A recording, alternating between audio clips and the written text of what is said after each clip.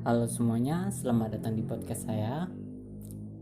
Perkenalkan, nama saya Tony Julianto Tagalung, dan di sini saya akan membahas tentang peran keluarga di lingkungan pendidikan.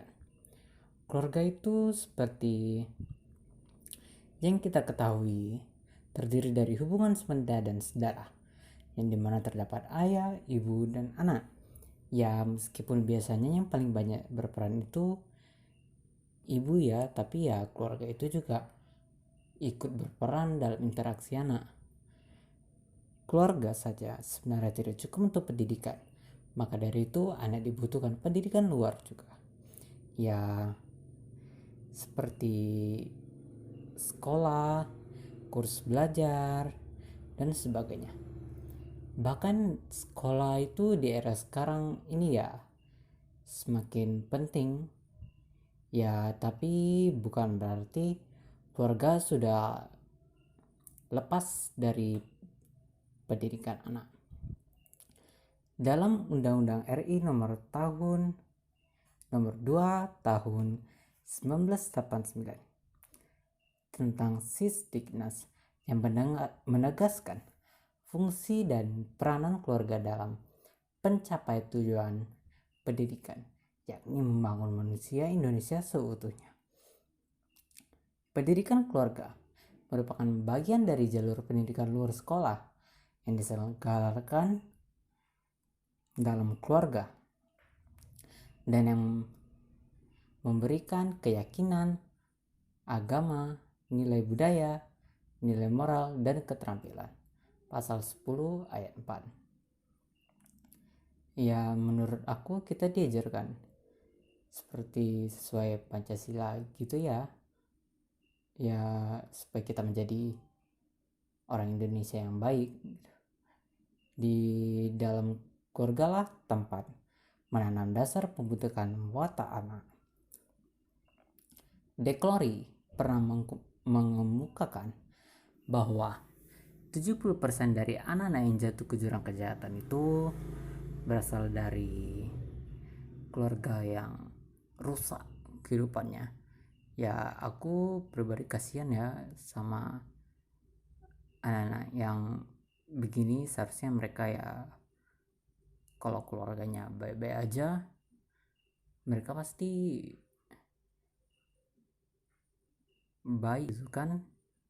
Dan rusak di sini mungkin hancur lah gitu, gitu orang tuanya, atau mungkin memang keluarganya itu sering melakukan hal buruk, ya kita tidak tahu lah ya. Oke, move on.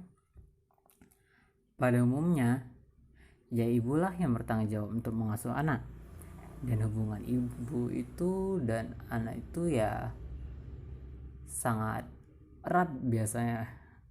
Bapak juga sih, tapi ya biasanya kan bapak kan itu mencari nafkah ya. Jadi agak-agak jarang gitu kan ketemu bapak, tapi ya sedangkan ibu tuh kan di rumah terus, jadi ya anak tuh biasa kan apa-apa langsung ke ibu. Pokoknya ibu deh. Aku pribadi juga kalau ada apa-apa tuh ngomong ke ibu dulu gitu kan. Oke, move on. Terdapat dua pengawasan yang dilakukan oleh ibu, yaitu memanjakan anak dan mendominasikan anak. Nah, biasanya anak yang dimanjakan itu bisa jadi agresif, gak nurut gitu, suka melawan kalau keinginannya gak dikabulkan, biasa kayak gunung meletus gitu. Sedangkan anak yang dominasi itu dia nurut apa yang dikatakan orang tuanya, tapi suka bergantung kepada orang lain.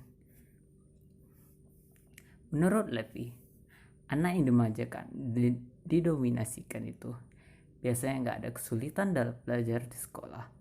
Keduanya ternyata sangat teliti sebagai murid dan dapat menyelesaikan pekerjaan di sekolahnya itu dengan baik.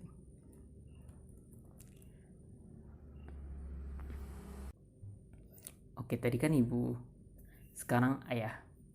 Beberapa penelitian telah memberikan gambaran bahwa ayah itu mempunyai arti yang penting di mata anak. Seorang anak kecil memandang ayahnya sebagai seorang yang dapat melindungi dirinya dan seseorang yang membuat dia merasa nyaman gitu, dan sumber kekuatan yang dapat mengatasi semua masalah. Bagi seorang anak laki-laki yang sedang tumbuh, ayah itu biasanya ya jadi role modelnya gitu kan,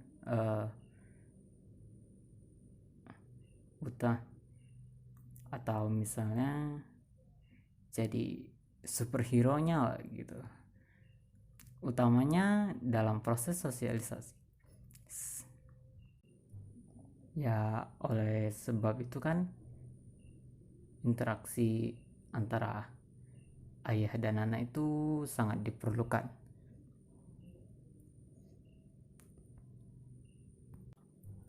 supaya ya lebih erat gitu hubungan antara ayah dan anak gitu.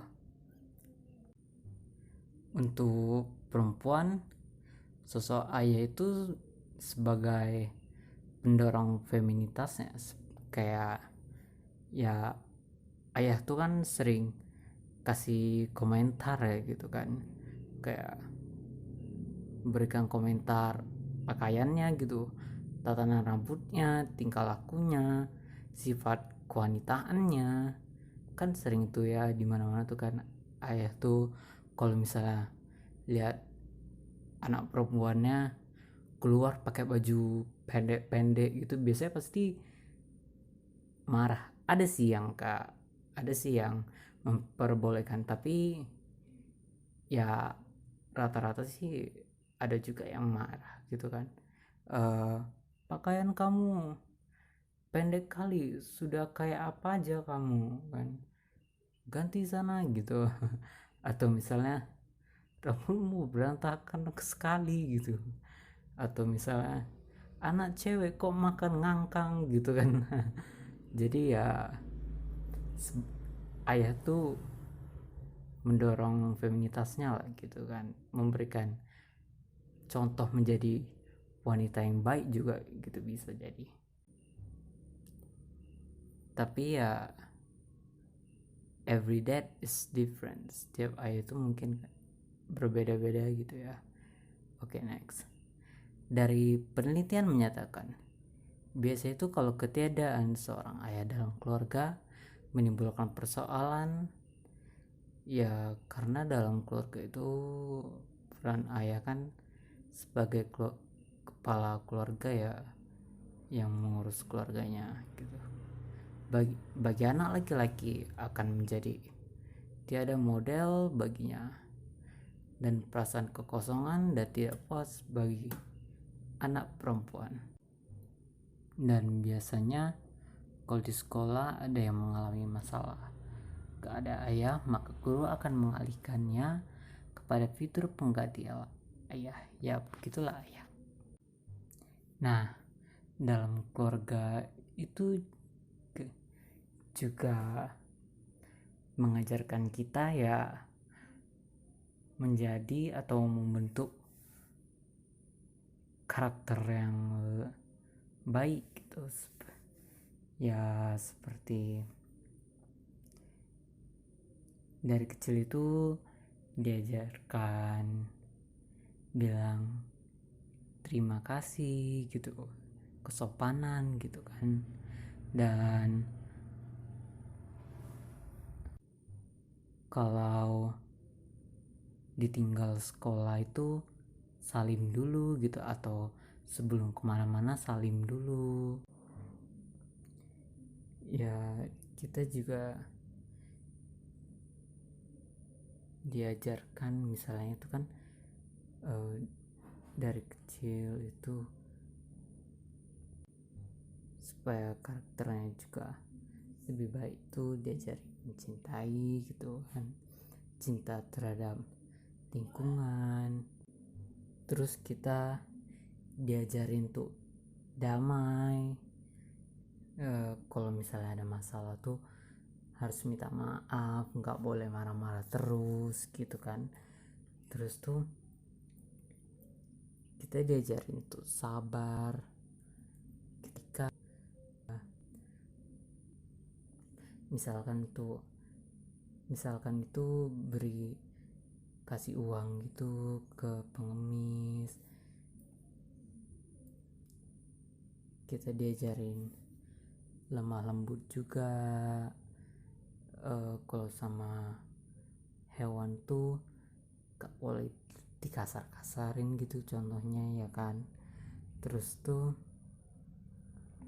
kita diajarin mengontrol diri supaya kita tuh nggak terlalu semena-mena dalam melakukan suatu hal. Ya, hal-hal seperti itulah ya peran keluarga supaya karakter anak lebih baik. Orang tua juga memegang peranan yang penting untuk meningkatkan perkembangan dan prestasi anaknya. Tanpa dorongan dan motivasi orang tua, maka perkembangan prestasi belajar sang anak akan mengalami hambatan dan juga menurun. Pada umumnya di antara orang tua yang kurang memahami betapa pentingnya peranan mereka dalam hal ini, bila semakin sedikit perhatian orang tua terhadap prestasi belajar anak, maka semakin rendah pula prestasi yang akan dicapai sang anak dalam sekolah. Biasanya ya orang tua yang kurang memberikan dorongan atau motivasi atau perhatian ke anaknya itu, ke proses belajar anaknya itu, ya mungkin hal ini terjadi karena orang tua terlalu sibuk dengan segala urusan pekerjaan di kantor ataupun bisnisnya. Adapun peranan orang tua dalam mengembangkan atau upaya menopang belajar anaknya antara lain menyediakan fasilitas belajar yang memadai. Fasilitas belajar dapat berupa meja belajar, tempat atau kamar belajar, lampu belajar, dan suasana belajar yang nyaman. Jika orang tua menginginkan anak bertahap belajar dan nyaman dalam belajar, maka fasilitas belajar yang nyaman harus disediakan. Ya maksudnya kan kayak mana anak bisa fokus kalau belajarnya di depan TV gitu. Ya meja belajar tak ada lampu, belajar pun jadi ya menyakitkan atau menyilaukan gitu. Membelikan buku dan alat-alat tulis. Buku merupakan salah satu sumber belajar dan masih banyak lagi sumber belajar selain buku. Semakin banyak sumber belajar yang dapat dari anak, semakin banyak bagi anak untuk memperkaya pengetahuan. Ya kelemahan anak-anak di pada saat ini tuh hanya mengandalkan guru sih biasanya ya dalam belajar sama buku-buku pelajaran yang ada. Sebenarnya kan ada perpustakaan supaya dapat referensi lain gitu, misalnya kan ya majalah, koran, sama bahkan internet lah ya, memberitahu bagaimana mengatur jadwal kegiatan belajar. Belajar di rumah merupakan kebiasaan yang perlu ditanamkan ya pada anak supaya anak lebih pintar lah gitu. Orang tua dapat membantu anak membuat jadwal belajar secara teratur.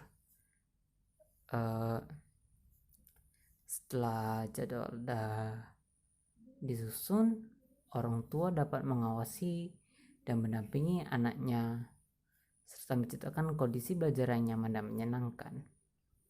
Ya kayak contohnya tuh jam segini sampai jam segini boleh nonton TV, tapi dari jam segini sampai jam berikutnya harus belajar gitu. Dan di jam itu pun orang tua pasti bakal lebih senyap gitu ya, karena anaknya sedang belajar gitu.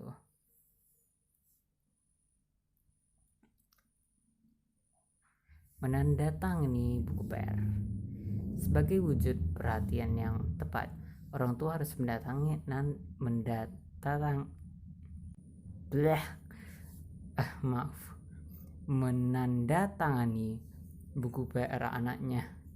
Dengan demikian, orang tua dapat mengetahui perkembangan kemampuan akademik anaknya dan perkembangan kemampuan belajar anaknya, sehingga dapat menentukan langkah-langkah tindakan yang tepat untuk kemajuan prestasi belajarnya.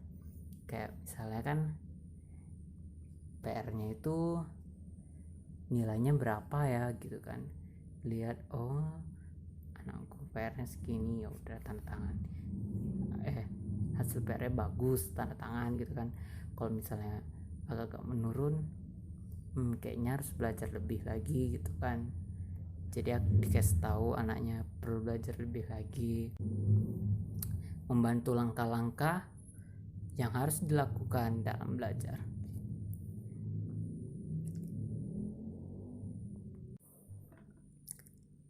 Ketika anak menghadapi kesulitan dalam belajar, orang tua dapat membantu beritahu langkah-langkah penyelesaiannya atau berkonsultasi dengan guru di sekolah untuk mengatasi pembelajaran anaknya. Banyak anak yang gagal dalam belajar bukan karena kemampuan anak rendah, tetapi kebanyakan anak tidak mengetahui bagaimana cara belajar yang tepat. Orang tua harus dapat mengetahui modalitas belajar anak yang dimiliki oleh anaknya, sehingga orang tua dapat mengarahkan cara yang cepat atau tepat untuk anaknya. Mengecek apakah anak sudah belajar atau mengerjakan tugas-tugasnya. Sebagian besar anak-anak pelajar tidak belajar jika tidak ada PR. Jadi mereka belajar jika ada PR aja. PR dimasukkan tuh mengetahui tingkat penguasaan materi peserta didik. Orang tua dapat membimbing anak menyelesaikan PR jika anak memang butuh bimbingan, atau menghadirkan guru privat untuk mendampingi serta membimbing anak ketika belajar di rumah jika memang diperlukan oleh anak. Menanyakan nilai atau hasil belajar anak. Untuk mengetahui tingkat kemajuan belajar anaknya, orang tua harus sering menanyakan nilai ulangan harian maupun nilai pekerjaan rumah anak. Jika hasilnya baik, orang tua memberi penguatan terhadap keberhasilan anaknya. Ya harus diapresiasi kan kalau misalnya suatu hal yang baik begitu.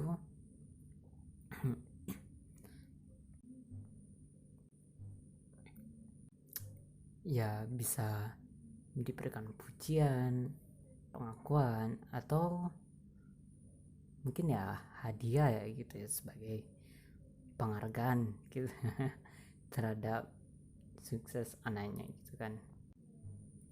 Menegur bila anak lalai atau tidak bertanggung jawab gitu dalam tugasnya. Bila anak lalai dalam mengerjakan tugasnya, ya di sini orang tua harus berani menegur. Namun teguran yang mengandung nilai pendidikan gitu, jangan terlalu cercaan, makian, hujatan gitu, supaya hal itu dapat mengontrol anak tetap di jalur yang benar. Baiklah teman-teman, saya rasa sampai sini saja podcast saya. Saya mohon maaf apabila ada salah kata. Terima kasih telah mendengarkan.